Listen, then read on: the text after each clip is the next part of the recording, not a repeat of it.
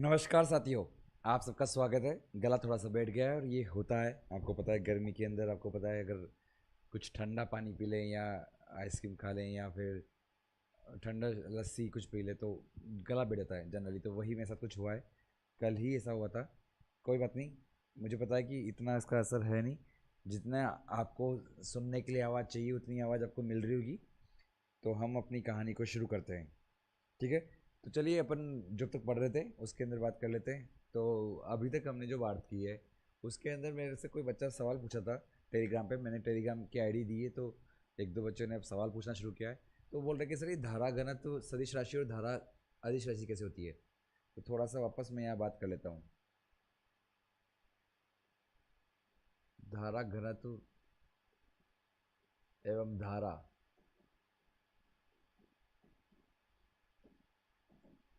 देखिए जो धारा है आपकी वो अदिश राशि है, जो धारा घनत्व है वो सदिश राशि है। आप जानते हैं सर कि जो धारा है आई, जो हमने क्यू अपॉन टी वी बोला था, और क्यू के लिए आपको बताओ कल एन इंटू ई बोला था, और यहाँ पे एल अपॉन वी डी बोला था ड्रिफ्ट वेलोसिटी। तो उस तरह से भी हमने एक फॉर्मूला निकाला था कि एन इंटू ए ई वी डी, ये हमने धारा आई का फॉर्मूला निकाला था। लेकिन जब धारा घनत्व की बात करते हैं हम, धारा घनत्व,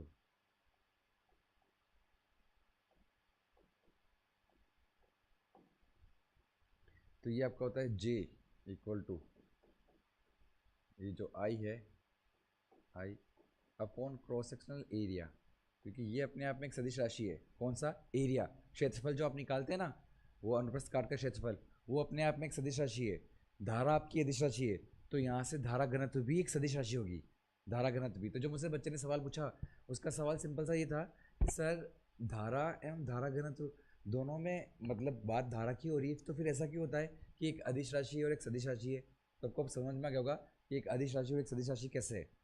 क्लियर है ना। अब मैं ये कहना चाह रहा हूँ कि जो धारा घनत्व है उसको थोड़ा सा सवाल, छोटे छोटे सवाल पूछ लेगा आपसे कि जैसे कि ये एक ले लिया, उसके बाद फिर ये एक एरिया ले लिया, फिर ये एक एरिया ले लिया।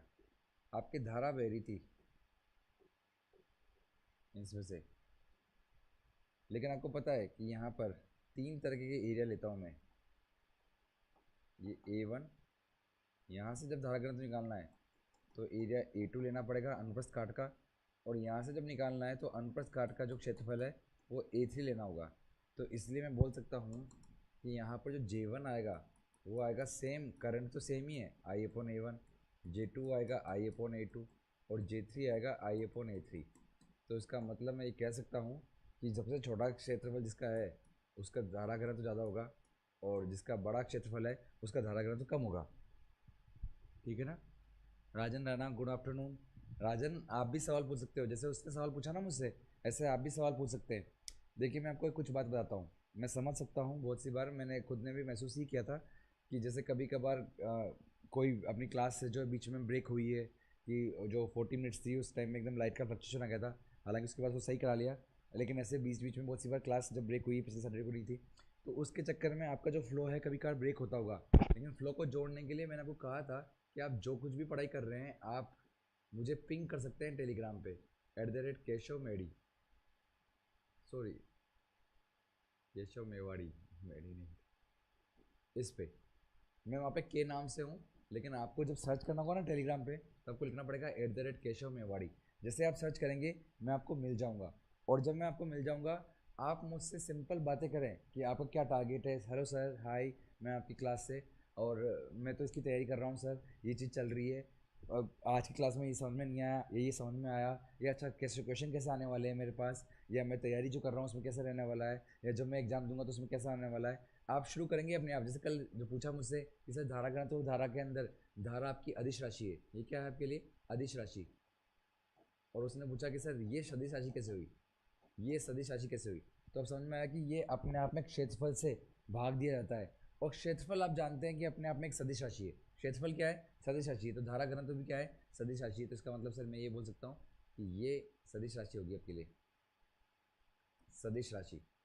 और आप में से कोई अगर इंग्लिश मीडियम का है तो भी बोल सकता है बिंदास कि सर मैं तो इंग्लिश मीडियम से हूँ। अगर आप इंग्लिश मीडियम के हैं तो भी कोई बात नहीं, आप बता सकते हैं बिंदास। तो सर ये कहानी यहाँ पे हो गई, धारा की कहानी ये है और धारा घनत्व की कहानी ये है। ओके सर, नाउ अब काम की बात ये है कि सर अगर धारा घनत्व का अगर सूत्र निकालें, मैंने कहा था आपको सूत्र बहुत सारे होते हैं, तो धारा अपन जब क्षेत्रफल निकालते हैं तो यहाँ पे मैं सिर्फ परिमाण की बात कर रहा हूँ, परिमाण की। तो यहाँ पर ए से जब हम भाग देंगे तो हमें सिर्फ एन ई वी डी मिलेगा, एन ई वी डी मिलेगा।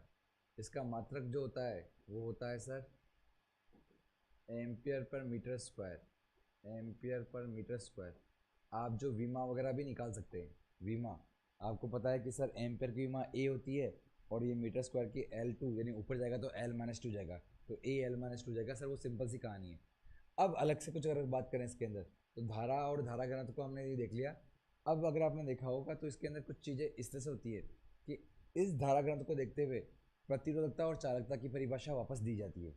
इस धारा घनत्व को देखते हुए प्रतिरोधकता और चालकता की परिभाषा वापस दी जाती है। क्या बात कर रहे हो सर? हाँ, प्रतिरोधकता और चालकता जो अब तक आप जानते आए उनकी हम वापस परिभाषा देते हैं। तो प्रतिरोधकता के लिए कहा जाता है, प्रतिरोधकता के लिए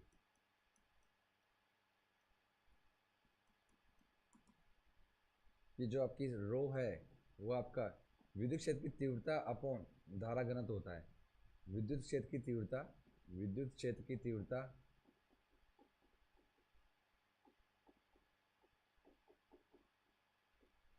और धारा घनत्व, धारा घनत्व इनका आपस में जो है अनुपात होता है।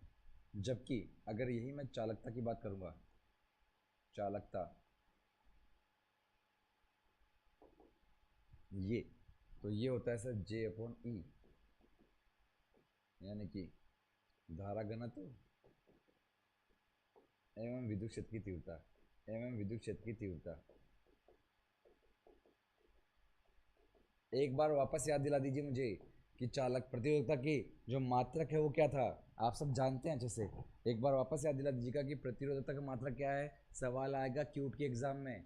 इतना सिंपल, हाँ इतना सिंपल, क्योंकि इस अध्याय के अंदर इतने सारे फॉर्मूले हैं, इसलिए उन फॉर्मूले के ऊपर बेस्ड विमीय सूत्र पूछ लेता है। तो सर बहुत सिंपल सा है सर, ऐसी कोई बात नहीं है।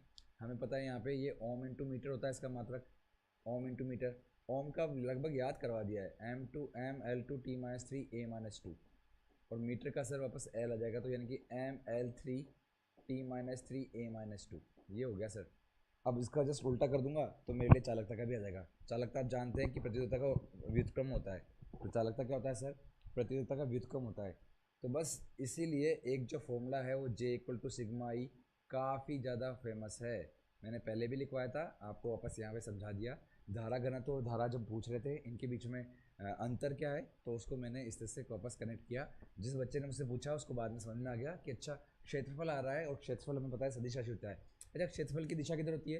क्षेत्रफल की दिशा होती है सर इसके हमेशा लंबवत, जो आप अनुप्रस्थ काट ले रहे हो उसके लंबवत। तो अगर आप मुझसे पूछोगे तो क्षेत्रफल की दिशा किधर होगी, तो सर इधर होती है दिशा। क्षेत्रफल की दिशा, क्षेत्रफल की दिशा इस तरफ आती है। अच्छा, सदिश राशि है सर, तो दिशा आती है हमेशा, हमेशा उसके, जैसे मेरा ये हाथ है, इस हाथ का जो है आपका अनुप्रस्थ काट है, इसकी दिशा किधर होगी, तो सर इसके परपेंडिकुलर लंबवत दिशा में। तो ये होता है सर। तो बस ये दिशा अगर है इसकी, तो धारा घनत्व की भी दिशा है अपने आप किधर होगी, जिधर आपका क्षेत्रफल है। बहुत अच्छी बात है। अच्छा, कभी कभार आपसे एक सवाल और पूछ लेता है। जब वो सवाल पूछता है तो बहुत सारे बच्चे छोड़ के आ जाते हैं, क्योंकि उनको हल्का सा आइडिया ही नहीं होता है। पर थोड़ा सा समाकलन का आइडिया होना चाहिए कि यदि किसी क्षेत्र में धारा घनत्व ज्ञात है, धारा घनत्व ज्ञात है, तो किसी छोटे क्षेत्र में से निकलने वाली कुल धारा, किसी छोटे से क्षेत्रफल से निकलने वाली कुल धारा,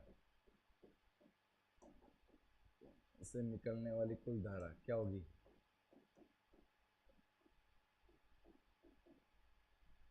कुल धारा होगी sir I = J.DA।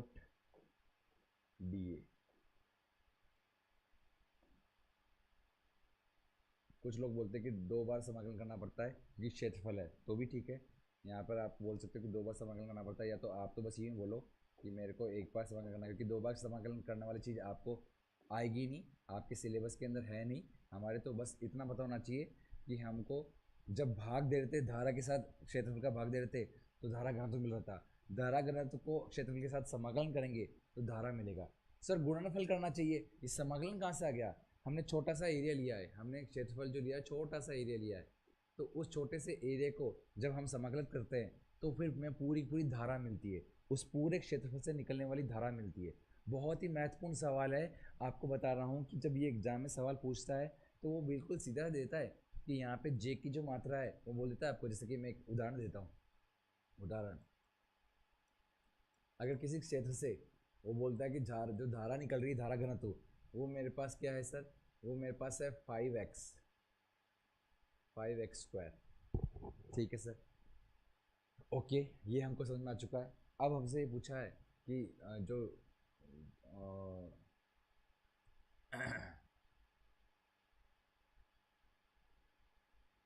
X Y plane में, एक्स वाई प्लेन में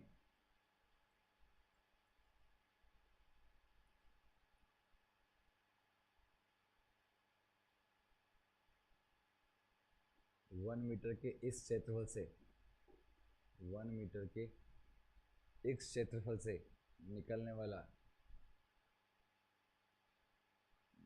से निकलने वाली,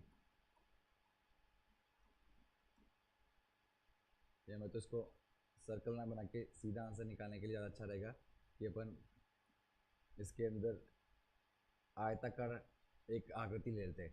आयताकार आकृति लेता हूँ, ये -1 से लेके +1 तक है, तो ऊपर ये 2 तक है वाई के अंदर, ये एक्स एक्सिस है, ये वाई एक्सिस है। वो आपसे पूछ ले कि एक्स वाई प्लेन से निकलने वाली धारा कितनी होगी, वाली धारा का मान बताइए, धारा का मान बताइए। तो देखिए अब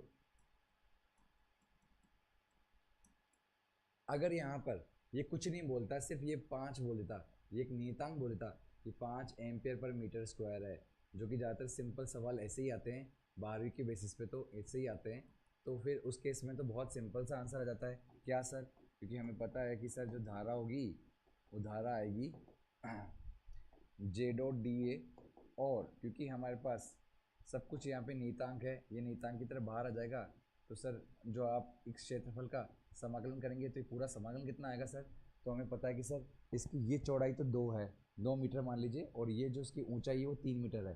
क्यों सर? -1 से +2 तक जा रहे हो आप, -1 से +2 तक जा रहे हो, ये +1 है और सॉरी ये -1 है, y की वैल्यू -1 है, x की वैल्यू यहाँ -1 है, यहाँ +1 है, जो हाइट है वो 2 है।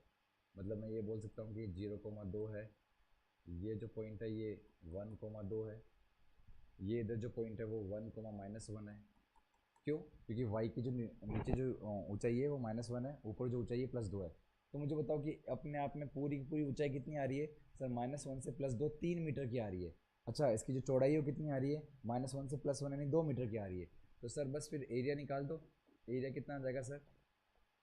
सर सब कुछ यहाँ पर बिल्कुल सिंपल है, बिल्कुल आपके लिए जो है एक समान क्षेत्र है, इसलिए इसका जब समाकलन होगा तो पूरा एरिया आ जाएगा। और एरिया हम जानते हैं, एरिया कितना आएगा? तो sir 5 ampere per metre square, और इसका आ रहा है सर क्षेत्रफल 2 × 3 यानी 6, तो 6×5 = 30 एम्पियर आपका आंसर आ जाएगा। 6 एम्पियर की धारा बह रही है, 6 एम्पियर की धारा बह रही है। एक बहुत ही प्यारा सवाल आपको करवा दिया मैंने यहाँ पर। आपको बता रहा हूँ कि जो बहुत बेसिक लेवल पे पढ़ रहे हैं वो बहुत सी बार इस छोटे सवाल को भी नहीं कर पा रहे हैं। क्यों भाई? बहुत सिंपल सा सवाल है, आपको क्षेत्रफल दे दिया है, सब कुछ समान है। अब अगर सर आपने यहाँ पे एक्स स्क्वायर ले लेते तो क्या होता? फिर आपको समाकलन करना पड़ता एक्स में। क्यों? क्योंकि आप बोलते कि डी ए निकालने के लिए ये एक्स और वाई दोनों में तो डी एक्स और डी वाई दोनों को मल्टीप्लाई करना पड़ता है। आप मुझे इजाज़त दें तो मैं वो वाला सवाल भी करा दूँ। देखिए मैं फिर से बोल रहा हूँ, क्यूट के एग्जाम के लिए तो अच्छा सवाल हो जाएगा, लेकिन छोटा सा ये कोई बहुत बड़ी चीज़ नहीं है, हमको इतना तो आना चाहिए। इसलिए तो कहता हूँ कि आप लोग कंटिन्यू मुझसे बात करते रहेंगे तो आपका लेवल धीरे धीरे उठाते रहेंगे, और मेरे को समझ में आएगा कि आपको इस लेवल तक तो आती ही चीज़ें, इस लेवल तक आपको चलाना है। खैर, तो ये देखिए ये वाला जो सवाल है तो बहुत सिंपल है, ये जब आएगा ये तो करके ही आना है, टिक ही करके आना है, और ये तो सवाल आया इसलिए कि आप जल्दी जल्दी टिक कर सको। लेकिन अगर एक सवाल अच्छा बना दिया यहाँ पे, 5 की जगह, ये तो नियतांक है, 5 की जगह 5x² लिख दिया या 5x लिख दिया, तब क्या आएगा आंसर? तो देखते हैं अगले पेज पे। तो यहाँ तक तो मैंने आपको समझा दिया, मैं भी साइड में बताऊँ ताकि बाद में कभी आप इसको उतार सके। अब जो अगला है वो दिखता हूँ, तो सर इसके अंदर अगला सवाल इसमें ये होगा, उदाहरण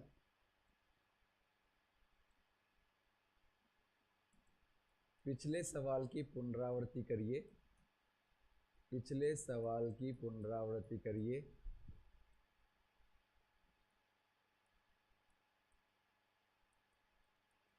कीजिए यदि धारा घनत्व J इक्वल टू देर का है 5x² ampere per metre square, ये देर का है, तो क्या करेंगे? तो सर इसलिए इस सवाल को जब सॉल्व करेंगे तो हमें बोलना पड़ेगा कि सर जो धारा होता है वो J.dA हो जाएगा, धारा में यहाँ पे 5x² है और यहाँ पे जो है वो dx इंटू dy है। क्यों? जब हम छोटा सा एरिया लेते हैं ना, चलो छोटा सा, वो x के अंदर थोड़ा सा dx ले रहे हैं और हाइट y के अंदर dy ले रहे हैं। हम छोटा सा कोई एक एरिया मान लेते हैं, dx इंटू dy, इधर dx होता है इधर dy होता है। अब उसको हम पूरा का पूरा जब समाकलित कर देंगे कहाँ से कहाँ तक, तो हमें पता है x की रेंज जो है वो तो -1 से 1 है और जो y की रेंज है वो -1 से +2 तक है। अब आप ये सवाल सोल्व करेंगे, 5 कांस्टेंट है, नियतांक है, बाहर निकल गया। आप x² का समाकलन करिए, आपको थोड़ा समाकलन तो आता है -1 से +1 तक, और y का समाकलन करिए कहाँ से कहाँ तक, -1 से +2 तक, कितना आंसर आएगा? तो सर देखिए बड़े ध्यान से, यहाँ पर जब हम x² का समाकलन करते हैं तो उसका समाकलन आता है x³/3, कहाँ से कहाँ तक रेंज है, -1 से +1 तक। ऐसे ही y का करते हैं तो सिंपल सा एक y आएगा निकल के, कहाँ से कहाँ तक, -1 से +2। आप जानते हैं ना समाकलन x² का x³/3 होता है, हाँ सर जानते हैं, बहुत छोटी चीज़ है। तो सर यहाँ पे हम रखेंगे समाकलन में, तो 1 का क्यूब माइनस 1 का क्यूब, ऐसे ही यहाँ पर 2 -1, तो सर यहाँ पे आ गया 5/3, ये तो 1 ही होता है, ये माइनस और माइनस प्लस का 1 हो जाएगा, और ऐसे ही यहाँ पर 2 और +1 3 हो जाएगा। तो कुल मिला के सर 5/3 इंटू 2 इंटू 3 आ जाएगा 10 एम्पियर, आपका आंसर आएगा 10 एम्पियर। ये सवाल भी अगर आपको समझ में आ गया तो आपके लेवल तक आपने बहुत कुछ सीख लिया, यानी कि आपको ना केवल ऊपर ऊपर से पता है, आपको अंदर की बातें भी पता है कि धारा घनत्व का धारा के साथ क्या संबंध होता है। किसी भी क्षेत्रफल के साथ अपन ये समाकलन कर देते हैं तो धारा मिल जाती है, और अगर हमको धारा दे रखी है तो उसके क्षेत्रफल से हम भाग लगाते हैं तो धारा घनत्व मिल जाता है। तो ये सिंपल सी कहानी हमें पता होनी चाहिए। क्लियर? ठीक है सर, बिल्कुल सही है, हमको ये बात तक समझ में आ गई है। जब मैं साइड में हटता हूँ ना तो इसका मतलब ये समझ जाइएगा कि आपको इसको बाद में उतारते रहना है, इसको बाद में आप नोट डाउन कर लीजिएगा। ठीक है, अभी तो मैं आगे चल रहा हूँ। चलिए सर, तो नाउ अब ये तो हो गई सर धारा और धारा घनत्व की कहानी, कि धारा कैसे कनेक्ट होती है धारा घनत्व के साथ, धारा घनत्व को हम कैसे पढ़ सकते हैं। लेकिन अगर अब इसके सिवा हम बात करें कि यहाँ पर सिंपल जो भी हमने अभी तक पढ़ा उसके अंदर ओम का नियम वगैरह सब कुछ हमने सीखा, उसके अंदर बस एक चीज़ का डाउट है, क्या? वापस मुझे बताइए, जैसे कि कोई मुझसे पहले एक बार बच्चे ने पूछा था कि सर ये ओम के नियम की जो खास बातें हैं वो एक बार वापस ले सकते हैं क्या आप? हाँ, ओम के नियम की खास बातें वापस ले सकता हूँ मैं। क्या? कि एक रैखिक चालक में, एक रैखिक चालक, अब ये रैखिक चालक क्या होता है? ऐसा चालक जिसके अंदर धारा, मतलब जिसके अंदर धारा और जो विभव है उनके बीच में एक सरल रेखा बनती हो, वो तो एक रैखिक चालक में किसी नियत तापमान पे, किसी नियत तापमान पर, नियत तापमान पर बहने वाली धारा, बहने वाली धारा विभवांतर के समानुपाती होती है, विभवांतर के समानुपाती होती है, समानुपाती होती है।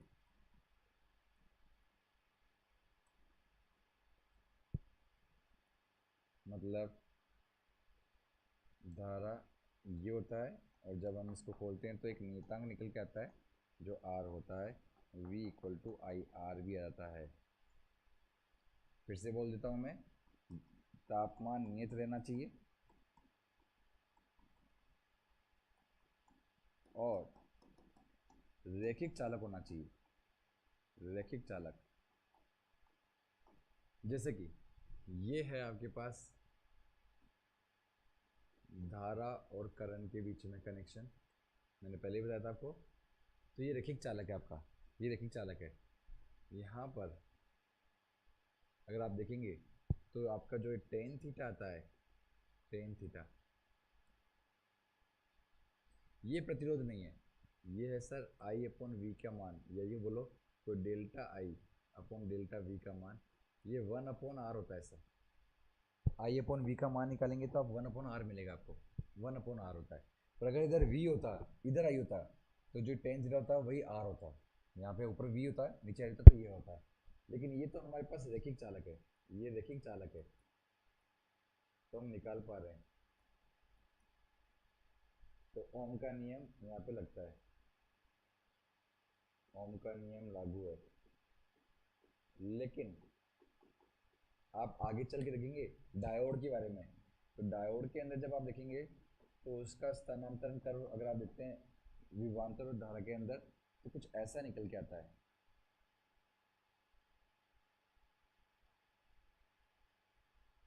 ये तो हम बोलेंगे ये है डायोड, डायोड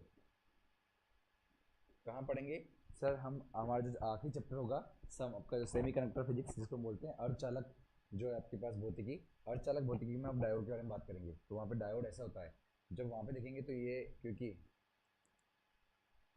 ये अरैखिक चालक है, अरैखिक चालक है, तो इसके अंदर इसमें ओम का नियम नहीं लागू होता, इसमें ओम का नियम लागू नहीं होता है, इसमें ओम का नियम लागू नहीं होता है। हर छोटी मोटी बात मैं यहाँ कर दूंगा आपके लिए, ओम का नियम लागू नहीं होता है। आप बस ध्यान से तल्लीनता से चीज़ें समझते जाएं, ध्यान से और तल्लीनता से सारी बातों को समझते रहें। क्लियर? तो ये आपके लिए एक तो ओमीय प्रतिरोध है, एक अनओमीय प्रतिरोध हो गया आपके लिए। ठीक है, ये तक तो क्लियर है। तो यहाँ तक ही चीज़ें एक अलग एंगल से भी आपको बता दी मैंने। प्रतिरोध के बारे में मैं पहले भी बता चुका हूँ, वापस बता देता हूँ फिर से कि प्रतिरोध का जो फॉर्मूला है, सूत्र है, वो क्या होता है सर? तो sir R equal to V by I. V के बारे में हमने बात की थी, क्या बात की थी सर? हमने बात की थी सर कि जो वी डी होता है वो E/m इंटू टाउ होता है। बहुत अच्छी बात है। ऐसे ही इसको हम EV/ml इंटू टाउ बोल सकते हैं, बहुत अच्छी बात है। तो सर यानी कि वो ml vd अपॉन ई टाउ, ये आ गया। और धारा क्या होता है सर? धारा आया था सर NEAVD। तो कुल मिला के हमने देखा था कि क्या आ रहा है इसमें से निकल के, तो सर mne²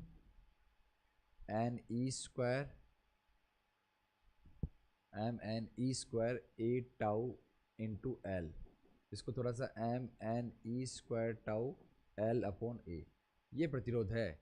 हम जानते हैं कि सर ये रो एल अपॉन ए होता है, इसलिए प्रतिरोधकता का मान आएगा रो का mne² टाउ। इसके बारे में मैंने चर्चा भी की थी, तापमान का क्या इस पर फर्क पड़ता है वो बताया था। चालक के अंदर तापमान बढ़ाने से प्रतिरोधकता का मान बढ़ता है, जबकि अर्धचालक में तापमान बढ़ाने से प्रतिरोधकता का मान कम होता है, ध्यान रखिएगा। हाँ सर, ये आपने बताया था, ये हमें बात समझ में भी आई थी। तो ये यहाँ तक की कहानी हम देख चुके हैं। अब देखिए इसके अंदर कि जब आप यहाँ पर एक चालक ले रहे हैं, उसका एक प्रतिरोध होगा, तो उस प्रतिरोध के अंदर कुछ ऊर्जा उसमें अवशोषित होती है। तो बड़े ध्यान से देखिएगा यहाँ पर विद्युत ऊर्जा, जो हम हमारा अगला टॉपिक लेने वाले हैं वो है विद्युत ऊर्जा।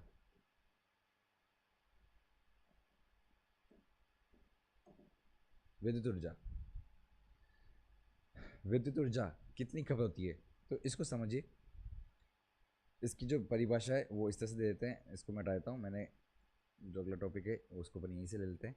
विद्युत ऊर्जा, जब किसी चालक तार में धारा प्रवाहित होती है तो चालक तार के मुक्त इलेक्ट्रॉन लगातार धनायनों से टकराते हैं रहते हैं, जिससे विद्युत ऊर्जा का रूपांतरण लगातार ऊष्मीय ऊर्जा में होता रहता है। हमें इसी ऊष्मीय ऊर्जा का निर्धारण करना है। माना कि चालक तार के सिरों के बीच विभवांतर भी, अब तो ये आगे तक करने लग गया, लेकिन यहाँ जो इसकी परिभाषा है वो आप यूँ समझ सकते हैं कि यहाँ से लेके यहाँ तक है। क्या है कि देखो आपको बता दूं कि जब धारा प्रवाहित हो रही है तो उसके अंदर एक विद्युत ऊर्जा निष्कासित होगी। सर विद्युत ऊर्जा कैसे निष्कासित हो रही है? जब उसका एक प्रतिरोध है तो प्रतिरोध के अंदर वहाँ पे एक विद्युत ऊर्जा निष्कासित होती है। वो इसलिए होती है कि जो इलेक्ट्रॉन है वो इलेक्ट्रॉन आपको पता है हमेशा उच्च ऊर्जा से निम्न ऊर्जा की तरफ भी आते रहते हैं। तो वो जब उच्च ऊर्जा से निम्न ऊर्जा की तरफ आ रहे हैं तो उसको हम ये बोलते हैं कि जो खाली स्थान है यानी कि धनायन है उसके अंदर वो टकरा देते हैं और उस टाइम में वो ऊर्जा निकालते हैं। वो जो ऊर्जा निकालते हैं ज़्यादातर वो ऊष्मा के रूप में वहाँ पर निष्कासित होती है। उस ऊष्मीय ऊर्जा को ही हम विद्युत ऊर्जा बोलते हैं। वही ऊर्जा का मापदंड हम यहाँ देखते हैं। उस ऊर्जा पे सारा काम धाम चल रहा है। जितना भी हमारे पास ये लाइट चल रही है, पंखे चल रहे हैं, सब चल रहे हैं, इसके अंदर जो ऊर्जा की खपत हो रही है वो ऊष्मीय ऊर्जा की खपत हो रही है, जो कि उसके अंदर क्यों आ रही है?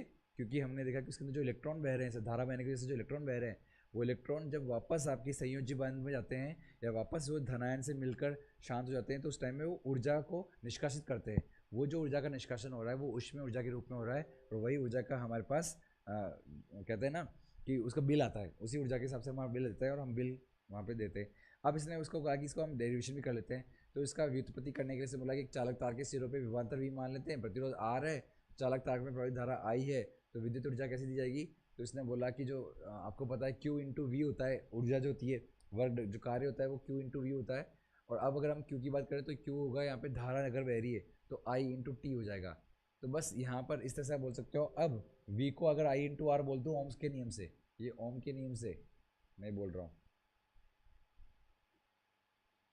ओम का नियम, तो हमारे पास आई स्क्वायर आर इंटू टी हो जाएगा यहाँ पर सारा का सारा काम। ठीक है सर, मैं आपको एक बार वापस अगर इधर से समझ में नहीं आया तो मैं आपको बताता हूँ। बहुत सिंपल सा काम किया है, कुछ नहीं किया खास। देखिए क्या कह रहा है ये बोल रहा है कि हमारे पास जानते हैं कि जो वो कार्य होता है वो Q इंटू वी होता है। Q इंटू वी होता है। कार्य क्या होता है? Q into V. अगर कोई बैटरी है V वोल्ट की बैटरी और इससे अगर Q आवेश निकल गया तो इससे जो इसने ऊर्जा कार्य कितना किया? कार्य Q इंटू वी किया, या ये जो कार्य किया इसने बैटरी ने किया उसको आवेश को निकालने में। तो हम जानते हैं कि अब ये जो Q है वो आपको Q तो पता नहीं होता, धारा पता होता है। तो धारा I इंटू टी के बराबर होगा सर, I इंटू टी के बराबर होगा। तो अगर I इंटू टी के बराबर होगा तो हम बोल सकते हैं I into T into V हो जाएगा। तो इसलिए मैं बोल सकता हूँ कि जो ऊर्जा है, ऊष्मीय ऊर्जा, वो आ रही होगी sir I into V into T. V खुद क्या होता है सर? वी खुद होता है सर आई आर। तो sir I square R into T, ये आपके पास एक सूत्र बन गया। ये आपके पास एक सूत्र बन गया, I square R into T, I square R into T. ये इतनी ऊष्मीय ऊर्जा इसके अंदर खपत होती है, इतनी ऊष्मीय ऊर्जा का खपत होती है। बुझे?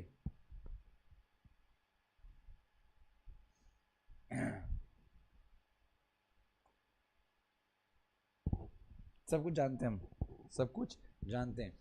सर वी को आई इंटू आर क्यों बोला? वी को आई इंटू आर हमको पता है ओम के नियम से बोला है, ओम का नियम। बस,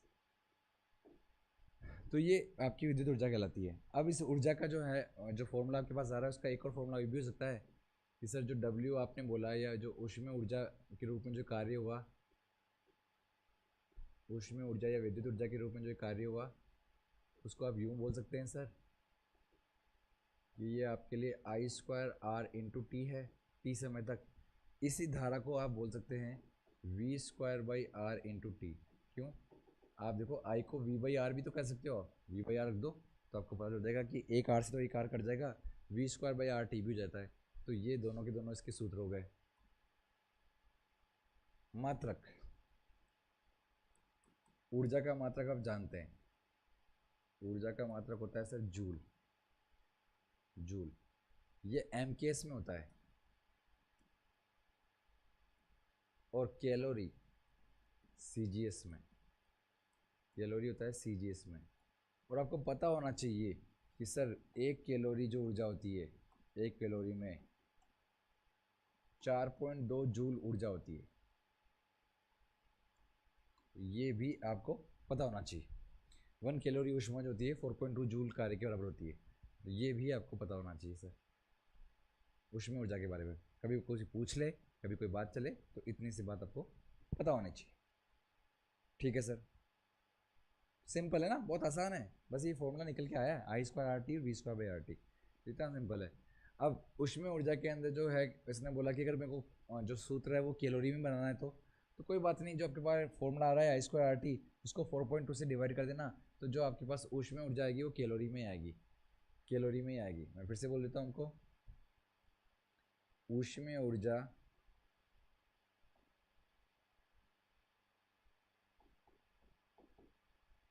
अगर आई स्क्वायर आर इंटू टी लेते हो, आई धारा किस में लेते हो, एम्पियर में,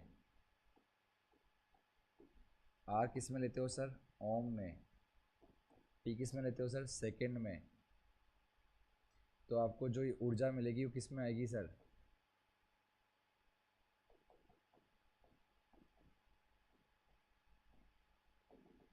ऊर्जा होगी सर जूल में, जूल में, या V square by R T. परंतु ऊष्मीय ऊर्जा अगर आपको कैलोरी में निकालनी है, ऊष्मीय ऊर्जा कैलोरी में, तो ये सारे के सारे ही आप यूज में लेना, आई आर टी ऐसे ही यूज में लेना, लेकिन लास्ट में जो भी आंसर आ रहा है उसको 4.2 से डिवाइड कर देना। क्यों? क्योंकि हमने देखा था कि जो भी आंसर आ रहा था वो जूल में आ रहा था। ये सब किस में आ रहा था सर, जूल में। तो इस जूल को जब मैं 4.2 से डिवाइड कर दूंगा तो कैलोरी में आंसर आएगा। ये किस में आएगा सर, ये सब आएगा सर कैलोरी में। तो सूत्र बन जाए, सामने आ जाए, सवाल आ जाए, आपको पता होना चाहिए कि ऊर्जा जो जूल में कब लिखी जाती है, कैसे लिखी जाती है, और जो आपकी कैलोरी में वो कैसे लिखी जाती है। तो ठीक है, बहुत सिंपल सी कहानी है, इतनी सी बात हमें पता होनी चाहिए। ठीक है सर, ये बात समझ में आ गई। ऐसे ही आप साथ में इसके आता है विद्युत शक्ति, इलेक्ट्रिक पावर, विद्युत शक्ति। इवन मैं आपको बताऊं, अंदर की बात तो ये है कि पहले हम शक्ति पढ़ते हैं, शक्ति पढ़ना चाहिए पहले और फिर ऊर्जा पढ़ना चाहिए। तो कोई भी कैसे पढ़ सकता है, मैं जनरली सबसे पहले शक्ति पढ़ाता हूँ, विद्युत शक्ति कितनी होती है, कैसे निकालते हैं, और फिर विद्युत शक्ति के बाद हम ऊर्जा निकालते हैं। लेकिन अब क्योंकि अगर आपने ऊर्जा पढ़ ली तो आप शक्ति निकाल सकते हैं। आपको पता है शक्ति क्या होती है सर, व्यय विद्युत ऊर्जा अपॉन समय। शक्ति का सीधे परिभाषा यही है, कक्षा 11 में आपने पढ़ा है कि व्यय विद्युत ऊर्जा अपॉन समय आपका विद्युत शक्ति होती है। तो किसी विद्युत परिपथ में विद्युत ऊर्जा के क्षय होने की दर को विद्युत शक्ति कहते हैं। इसे पी से प्रदर्शित करते हैं। तो जो पी का फॉर्मूला आपके पास आ रहा है,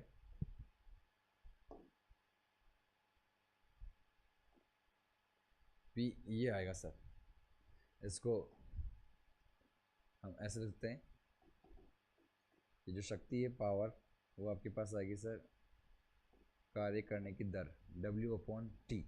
अब W का फॉर्मूले में आपको पता है कि सर क्या आ रहा था, I square R T upon T. तो क्या बना है सर, आई स्क्वायर आर, या फिर V square by R T upon T. तो क्या बनेगा, सिर्फ वी स्क्वायर बाई आर। ये एक सूत्र हो गया। ये किस में आएगा, इसकी मात्रा क्या है सर, मात्रा क्या है सर, वॉट। मात्रा क्या है सर, वॉट, वॉट। ये इसका मात्रक है, शक्ति का मात्रक है वॉट। शक्ति दी जा रही है आई स्क्वायर आर या फिर V square by R, I square R या फिर वी स्क्वायर बाई आर। ठीक है ना। तो सिंपल शक्ति का है सारा का है ना। अब यही चीज़ इसने यहाँ बोली है, इसी तरह से इसने बोली है, बहुत अच्छी बात है। अब आप मुझे बताओ सर कि आप सबसे पहले शक्ति को कैसे पढ़ रहे थे, आप ऊष्मीय ऊर्जा को पढ़े बिना पहले शक्ति को कैसे पढ़ रहे थे। कोई बात नहीं, मैं सिंपल सा बोल रहा था। तो इसका जो है दूसरा तरीका,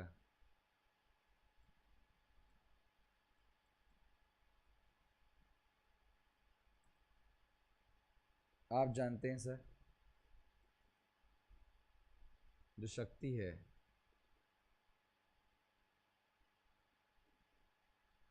शक्ति वो ऊर्जा अपॉन समय होती है, ऊर्जा अपॉन समय या कार्य करने की दर। W/T।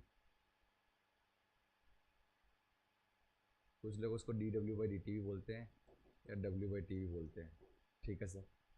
अब हम जानते हैं क्या कि विभवांतर खुद होता है सर W/Q, एवं धारा खुद होती है सर Q/T। Q/T। तो इसलिए हम बोल सकते हैं शक्ति को अगर हम P से लिखते हैं तो हम बोल सकते हैं कि P जो है, जो तुम्हारे पास W/T है, इसको हम W/Q, Q से ऊपर नीचे गुणा भाग कर रहे हैं। W जो हमारे पास P है W/T, उसके अंदर Q को हम ऊपर नीचे गुणा भाग कर रहे हैं, तो W/Q को हम बोलते हैं V और Q/T को बोलते हैं I। तो जो शक्ति है वो P = V/I होता है। बहुत इंपॉर्टेंट। किसी भी नेटवर्क के अंदर, किसी परिपथ के अंदर, किसी भी एलिमेंट के अंदर कितने शक्ति का व्यय हो रहा है, वो उसके ऊपर विभवांतर और उसमें जाने वाली धारा का गुणनफल कर लो। विभवांतर और धारा का गुणनफल कर लो, आपको पता चल जाएगा कितने शक्ति का व्यय हो रहा है, कितनी शक्ति का व्यय हो रहा है। आपको बता दूँ मैं, अब सिंस हम जानते हैं कि V = I/R भी होता है ओम के नियम से, ओम का नियम लग रहा है यहाँ पे, तो बहुत सीधे सीधे मैं बोल सकता हूँ कि जो शक्ति है वो अपने आप में I/R/I, I²R बन गई, I²R। जो भी पहले निकाला था, शक्ति क्या निकाली थी हमने सर? I²R निकाली था, तो I²R गई। यही V² R भी बन गई, I²R या V²R भी बन गई, जैसे हमने यहाँ देखा था। तो इस जो ये वाली चीज़ें हैं इसको तो आप हटा ही दो, इनको तो आप हटा दीजिए सर। इसको तो ऐसे करना चाहिए, कोई तरीका है नहीं क्या इसको? चलिए कोई बात नहीं, इसको मैं यहीं हटा देता हूँ। ये फॉर्मूले ध्यान ही मत दो, ये जो मैंने लिखवाया ये इम्पोर्टेंट है, ये देखने का तरीका इम्पोर्टेंट है, ये पता होना चाहिए। तो शक्ति और जो ऊर्जा है उसका आपस में कनेक्शन क्या है ये समझ में आना चाहिए। एक बार शक्ति आ गई तो आप ऊर्जा फिर बता देंगे, इसलिए ऊष्मीय ऊर्जा क्या होगी? ऊष्मीय ऊर्जा होती है सर शक्ति इंटू समय। तो I²R/T, I²R/T। शक्ति आपके पास I² आ गई तो उसका जो समय से मल्टीप्लाई कर देंगे, गुणनफल कर देंगे, तो I²R/T हो जाएगी, I²R/T हो जाएगी। ठीक है ना? Okay, now next. तो ये यहाँ पे कहानी हो गई, शक्ति की सारी कहानियाँ हो गई। इस वाले को हम हटा देते हैं, या इसको रख लीजिएगा, आप देख लीजिएगा। इसका जो मात्रक है वो आपके पास क्या आ रहा है, तो ये मात्रक को भी सर हम यहाँ से हटा के पीछे वाले में लिख देते हैं। मात्रक क्या होगा सर, यहीं लिख लीजिए, अभी लिखवाया था मात्रक के, तो हमने लिखवाया था विमा लिखना है। तो मात्रक तो सर हमें पता है क्या होता है सर, वॉट। और अथवा दूसरा मात्रक क्या होता है सर, जूल पर सेकेंड। जूल पर सेकेंड। कार्य करने की दर को शक्ति कहते हैं, कार्य जूल, दर यानी समय, तो जूल पर सेकेंड इसका मात्रक होगा। अच्छा, इसकी विमा क्या होगी सर? विमा,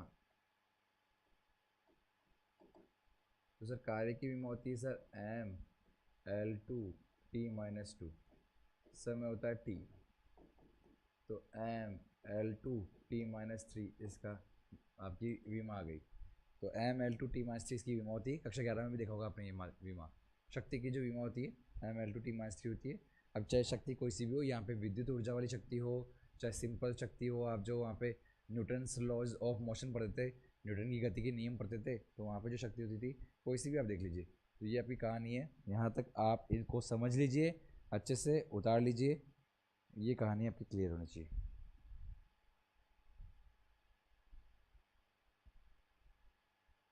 ठीक है ना? ठीक है सर, यहाँ तक की कहानी बिल्कुल समझ में आ गई। ओके, तो अब जो भी कहानी हमने देखी थी यहाँ तक, उन सारी कहानी का जो सार है वो ये है निकल के कि अब तक हमने जो कुछ भी पढ़ा था उसके अंदर अब तक बेस बना लिया। कि क्या होते हैं, प्रतिरोध क्या होते हैं, प्रतिरोधकता क्या होती है, आपस में ये सारे सूत्र कैसे कनेक्टेड होते हैं, विमा क्या होती है, सारे सूत्र कैसे आ रहे हैं, इनकी परिभाषा क्या होती है, उन सारी परिभाषा को जान लिया अपन ने। तो अब मैं एक बार बोल सकता हूँ, ये विशिष्ट प्रतिरोध और चालकता को तो हम बात देख चुके हैं।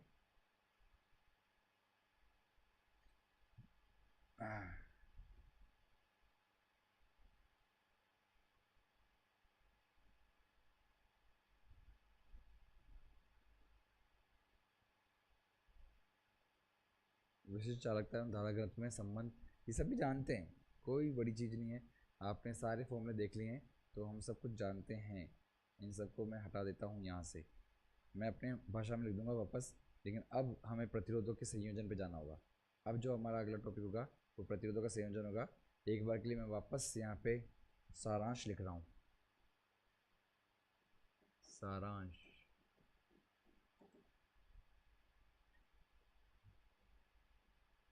धारा Q/T होती है, NE/T होती है। N जो है इलेक्ट्रॉन घनत्व और उसके आयतन से गुणा कर देते हैं तो आता है।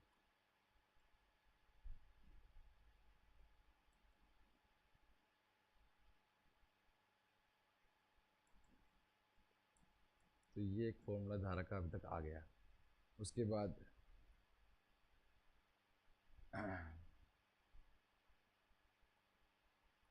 अब अपवन वेग या अभिवाग वेग अगर हमने देखा था तो ये आया था सर E/m टाउ। विश्रांति काल होता है, टाउ क्या होता है, विश्रांति काल। अच्छा, इसको आपने EV/ml/टाउ भी देखा था।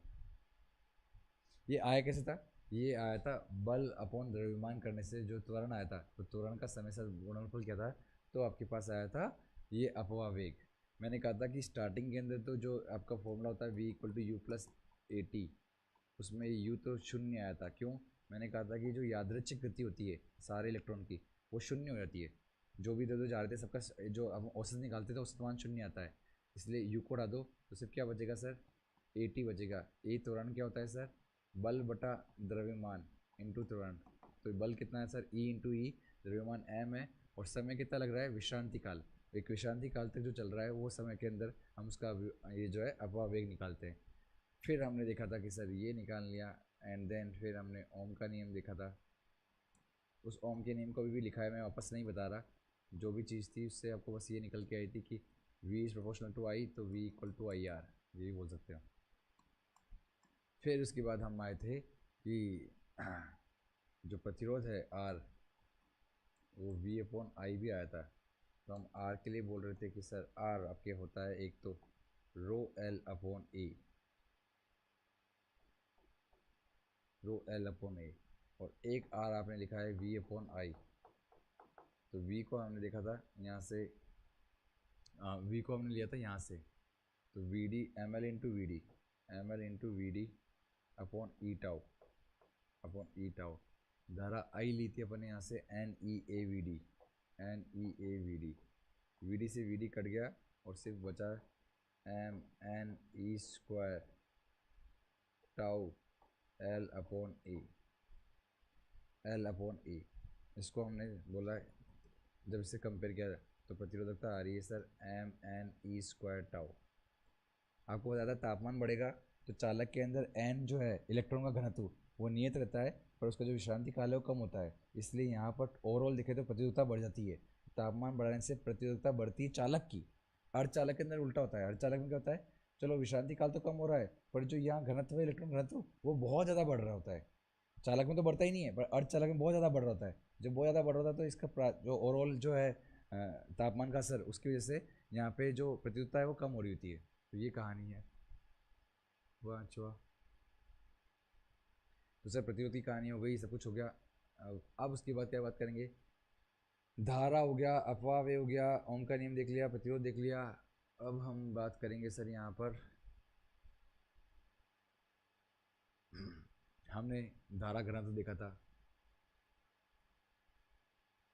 सदिश राशि होती है ये NE/VD देखा था हमने, बहुत अच्छी बात है। इन सबको भी देख लिया, सारे सूत्र देख लिए। फिर हमने देखा था कि सर ऊष्मीय ऊर्जा आई स्क्वायर आर टी या V square by R T. ऐसे ही जो शक्ति है डब्ल्यू अपॉन टी वो आई स्क्वायर आर या वी स्क्वायर बाई आर आया है, वी स्क्वायर बाई आर आया है। ये सारे के सारे जो सूत्र है आप तक अब तक ये आए हैं, ठीक है। तो बड़े बड़े जो मेन सूत्र है वो सब ये हैं, मेन जो बड़े बड़े सूत्र हैं वो आपके ये हैं, ठीक है। तो बस अब इसके आगे बढ़ते हैं। इसमें वीमा वगैरह भी शामिल है। वीमा का मैं बस यही बोलूँगा कि आर की वीमा देख लो यार, M L two T minus three A minus two, प्रतिरोध की वीमा देख ली अपन ने। अच्छा, एक और फॉर्मूला है जो जे इक्वल टू सिग्मा ई होता है। सिग्मा क्या होता है सर? 1/, चालकता बोलते हैं इसको, ये 1/, प्रतिरोधता के बराबर होता है। ऐसे ही हमने चालकत्व भी देखा था। चालकत्व और चालकता में अंतर होता है, ये चालकता होती है। चालकत्व क्या होता है सर? ये होता है सर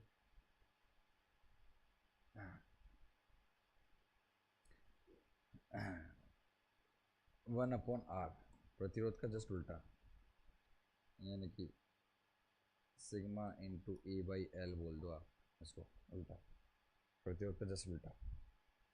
ये सारे सूत्र हमने अभी तो देखे हैं, सिर्फ अब तक जो है हमने पढ़ा। अब उसके बाद का जो अगला टॉपिक है वो है प्रतिरोधों का संयोजन। प्रतिरोधों का संयोजन, combination of resistance. Combination of resistance बहुत ध्यान समझिएगा, ये बहुत ही इंपॉर्टेंट, बहुत ही महत्वपूर्ण है, ये बहुत ही महत्वपूर्ण सूत्र है, बहुत ही महत्वपूर्ण अध्याय। देखिए सर, क्या होता है कि जब आप यहाँ पे बात करते हैं प्रतिरोधों का संयोजन के बारे में, तो हम ये देखते हैं कि संयोजन आपके पास दो तरीके हो सकता है, या तो श्रेणी क्रम में होगा या फिर वो समानांतर क्रम में होगा। गलत, पहली बात ही गलत है, पहली बात ही गलत है। अगर आपको लगता है कि जो आपके प्रतिरोधों का संयोजन है वो दो तरीके से होता है, या तो श्रेणी क्रम में या समानांतर क्रम में, तो ये गलत है, ये गलत है। क्यों? क्योंकि संयोजन यहाँ पे जो प्रतिरोधों का संयोजन है वो तीन तरीके से हो सकता है, या तो श्रेणी क्रम या समानांतर क्रम, या फिर तीसरा किसी भी रैंडम तरीके से, कोई भी यादृच्छिक तरीके से ये संयोजन हो सकता है। बहुत ध्यान समझिएगा, बहुत सारे बच्चों को ये लगता है कि प्रतिरोधों का संयोजन दो ही तरीके का होता है, श्रेणी क्रम या समानांतर क्रम। नहीं, जरूरी नहीं है। आपको बताता हूँ मैं, थोड़ा बहुत जिसने पढ़ रखा है उसको पता होना चाहिए कि ये प्रतिरोध अगर दो लगे हुए हैं R1 और R2 तो ये श्रेणी क्रम में है। ये क्या है सर? श्रेणी क्रम में। लेकिन अगर दो प्रतिरोध ऐसे लगे हुए हैं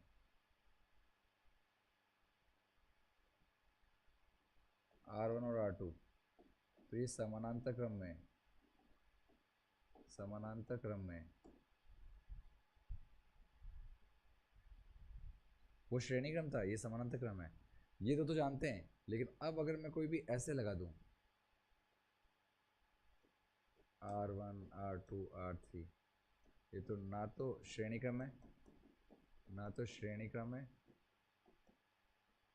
ना ही समानांतर क्रम। ऐसे बहुत सारे तरीके उठपटांग से लगा दिए, किसी प्रतिरोध के लिए भी लगा रहा हूँ, ये सब ऐसे एक के बाद एक आ रहे हैं तो ये श्रेणी क्रम है। तीन ले लिए सर, वहाँ पे तीन ले रखे थे, यहाँ पे तीन लो, तो ये श्रेणी क्रम है, ये समानांतर क्रम है। ऐसे बहुत सारे जो है वो ना तो श्रेणी क्रम है ना समानांतर क्रम है। आपने ऐसे क्यों बना दिया, ये ना तो कोई श्रेणी क्रम में ना कोई समानांतर क्रम में, तो ये ना तो कोई श्रेणी क्रम में आते हैं ना समानांतर क्रम में आते हैं।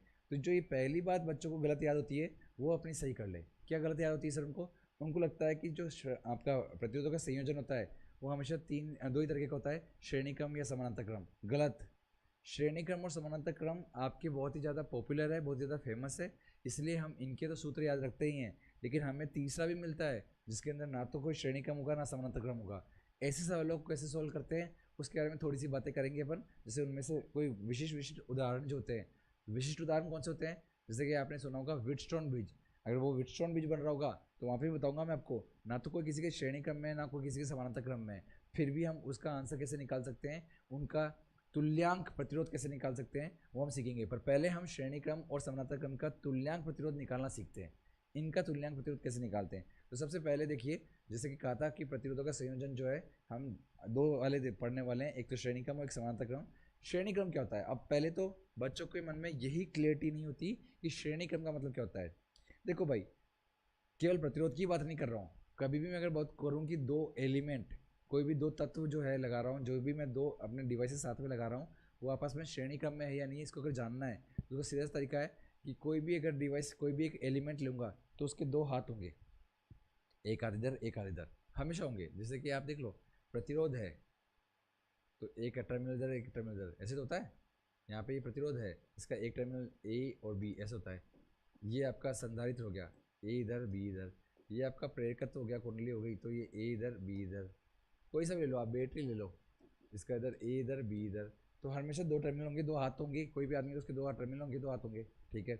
तो श्रेणी क्रम के अंदर सिंपल सा ये है कि जब मेरा मतलब जो हम तीन एलिमेंट लगे हुए हैं वो श्रेणी क्रम में है क्या, तो उसका सिर्फ ये पता है कि मेरा जो दूसरा हाथ है वो उसके पहले वाले हाथ से मिलता है, मतलब उसका ये हाथ इससे मिलता है, और फिर मेरा वाला दूसरा हाथ उसके पहले वाले हाथ से मिलता है, और ऐसे हम जमे हुए हैं तो श्रेणी क्रम में, ऐसे अगर हम जमे हुए तो श्रेणी क्रम में। तो ये तो हो गई पूरी फीलिंग वाली कहानी, ये तो हो गई पूरी फीलिंग वाली कहानी कि आपको समझ में आना चाहिए, पूरी फीलिंग आनी चाहिए कि श्रेणी क्रम में कैसे निकालते हैं। कि हाँ, अगर एक का हाथ दूसरे हाथ से मिल रहा हो, दूसरे का हाथ तीसरे हाथ से मिल रहा हो, तो इस तरह से ये तुम्हारे श्रेणी क्रम में जमे होते हैं। लेकिन अगर यही समानांतर क्रम में बात कर ले तो सर ये जो दोनों हाथ आपस में अगर बांध दूँ तो इस तरह से जब हम लगे हुए हैं तो वो समानांतर क्रम में, वो सब समानांतर क्रम में। जब हमारे दोनों हाथ मिले होते हैं तो समानांतर क्रम होते हैं। पर मैं बता रहा हूँ, ये तो गई फीलिंग वाली कहानी, सीधा समझने के लिए बोल रहा हूँ कि अगर कोई श्रेणी क्रम में है तो उनमें धारा एक ही बहेगी, धारा कहीं दूसरी जगह नहीं जा रही होगी।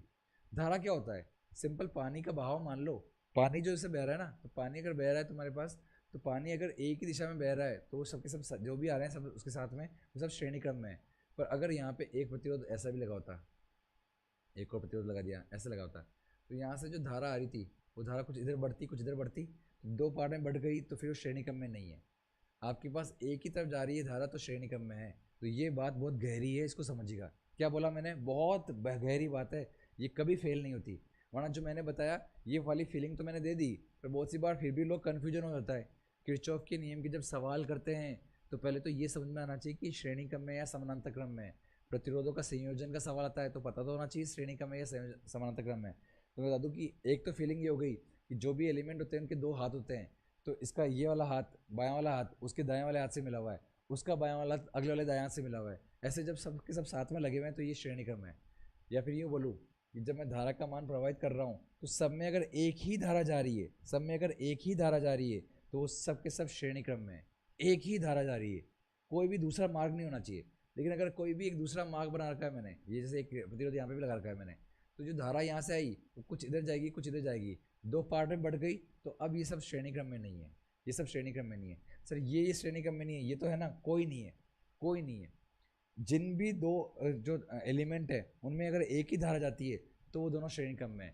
यहाँ पे अगर आई है तो यहाँ से I1 और I2 में बढ़ जाएगी, तो इसका मतलब सर कोई भी दो धारा सेम नहीं है, इसका मतलब श्रेणी क्रम में कोई नहीं। तो श्रेणी क्रम में हाँ, ये दोनों श्रेणी क्रम में है, अभी भी ये दोनों श्रेणी क्रम में है, क्योंकि इन दोनों में I1 जाएगी, इन दोनों में I1 धारा जाएगी, तो ये दोनों श्रेणी क्रम में है। तो समझ में आया ना बहुत अच्छे से कि श्रेणी क्रम क्या होता है। तो श्रेणी क्रम की अगर बात समझ में आ गई तो बस अब ये बस बोलता है कि जो श्रेणी क्रम है उन श्रेणी क्रम में जितने भी प्रतिरोध लगे हुए हैं उनका कुल संयोजी बल, उनका कुल संयोजी प्रतिरोध कितना होता है, इनका ओवरऑल टोटल अगर एक प्रतिरोध लगा दूँ तो कितना कितने के बराबर होगा, इसका मान कितना होगा। तो वो बहुत सिंपल है। यहाँ पर इसको समझने के लिए इसने बताया कि एक विभवांतर मान लो, यहाँ पे बैटरी लगा रखी V, और ये भी जो V की बैटरी है ये इसके ऊपर जो विभवांतर ड्रॉप करती है वो V1 है, इस पर V2 है, इस पर V3 है। इस पर ये V1 विभवांतर ड्रॉप करती है, इस पर ये V2 करती है, इस पर ये V3 करते हैं। ये प्लस माइनस कैसे लगाते हैं, ये सारी बातें किरचॉफ के नियम में बहुत अच्छे से करेंगे अपन। पर अभी के लिए क्योंकि यहाँ पे इधर प्लस है इधर माइनस है, तो ये इन पे इस तरह से वोल्टेज डोल रहा होगा। आपको दूँ मैं फिर से कि ये जो वोल्टेज है ये अगर 10 वोल्ट है तो इस पर हो सकता है 2 वोल्ट, इस पर 4 वोल्ट, इसके ऊपर 4 और 2 6 हो गए, तो यहाँ पे 4 वोल्ट एक और होगा। तो इस तरह से ये वोल्टेज बांटेगा। यानी ये भिखारी बैठे हैं पंक्ति बना के, और ये दो दानवीर आदमी है उनको पैसे दे रहा है। तो इसके पास पैसे हैं अगर 100 रुपये, तो इसने इसको तो दे दिए 40 रुपये, इसको दे दिए 30 रुपये, और इसको मतलब इसको 40 रुपये दे दिए, इसको 25 दे दिया, और अब बचे कितने 35 रुपये, तो 35 रुपये इसको दे दिए। तो 40 25 35 ऐसे बांट दिए 100 रुपये इसने। तो यानी कि ये विभवांतर जो टोटल है वो इन तीनों के योग के बराबर होना चाहिए। इसका धनात्मक जिधर है उधर ही इन लोगों के धनात्मक होंगे सिरे। तो इधर धनात्मक है तो इनके भी धनात्मक सिरे इधर ही होंगे। इनको हम और अच्छे से पढ़ेंगे आगे, पर अभी के लिए श्रेणी क्रम का जो हम संयोजन देख रहे हैं वो महत्वपूर्ण है। तो सर अब देखिए इसके अंदर कि ओम के नियम से हम जानते हैं, ओम के नियम से क्या जानते हैं सर, हम ये जानते हैं कि यहाँ पर इसके ऊपर विभवांतर कितना आएगा। तो अगर सर इन सबसे धारा अगर आई निकल रही है तो पहले तो ये समझिए क्या कि तुल्यांक प्रतिरोध कैसे आएगा, तुल्यांक प्रतिरोध कैसे आएगा। तुल्यांक प्रतिरोध आएगा सर, आप ये कहना चाहते हैं कि इन सारे प्रतिरोध की जगह मैं अगर एक ही प्रतिरोध लगा दूं, एक ही प्रतिरोध लगा दूं तो इसको हम बोलते हैं तुल्यांक प्रतिरोध। यहाँ पर V विभवांतर है, इससे धारा निकल रही I, तो इसलिए हम बोल सकते हैं कि जो ये विभवांतर तुल्यांक प्रतिरोध आ रहा है वो विभवांतर V/I के बराबर होगा। पहला सूत्र तो ये बन गया, बहुत सिंपल सा, कि V/I के बराबर होगा, V/I के बराबर होगा। ठीक है सर, अब हमें पता होना चाहिए जो ये तुल्यांक प्रतिरोध है वो V/I के बराबर अगर आ रहा है तो सेंस V भी इन तीनों विभवांतर के बराबर है, V1 + V2 + V3 के बराबर है, V1 + V2 + V3 के बराबर है। तीनों पे जो विभवांतर आ रहा है उन तीनों के सम के बराबर है, योगफल के बराबर है। और V1 खुद कितना है सर, तो V1 है सर IR1, V2 है सर IR2 और V3 है सर IR3। क्यों? ओम के नियम से हम जानते हैं, ओम के नियम से सब में धारा तो एक समान है। क्यों? श्रेणी क्रम में धारा एक समान होती है, सब में धारा एक समान है, धारा आई जा रही है। अगर ये धारा आई जा रही है तो सब में धारा आई जा रही है, IR1 IR2 IR3 सब में धारा एक समान जा रही है। तो हमें पता है अगर सारा सब में एक साथ जा रही है तो V1 V2 V3 का मान ये होगा IR1 + IR2 + IR3। तो इसलिए मैं बोल सकता हूँ कि यहाँ पर अगर मैं I को कॉमन ले लूँ तो R1 + R2 + R3,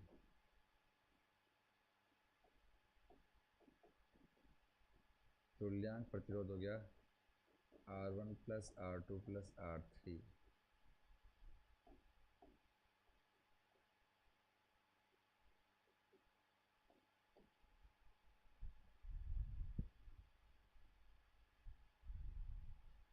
ये श्रेणी क्रम का आंसर हो गया, श्रेणी क्रम में लगाए प्रतिरोधों का आंसर हो गया ये।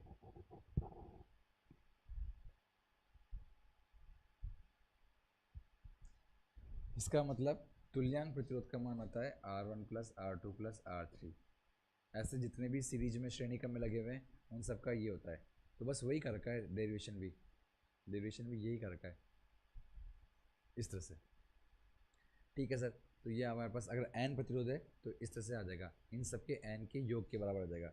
बहुत सीधी सी भाषा में बोल रखा है कि श्रेणी क्रम में जुड़े प्रतिरोध का तुल्य प्रतिरोध क्या होता है सर, तो उन प्रतिरोधों के योगफल के बराबर होता है। बहुत सिंपल सा आंसर है इसका तो। ठीक है सर, तो ये तो सीधा हो गया।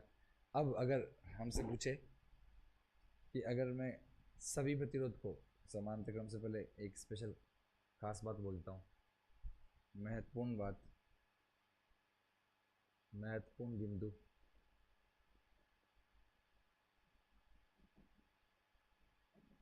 क्या कि यदि n प्रतिरोध श्रेणी क्रम में लगे हुए हैं, यदि n प्रतिरोध श्रेणी क्रम में लगे हुए हैं, श्रेणी क्रम में लगे हैं एवं सभी एक समान है, एवं सभी एक समान है,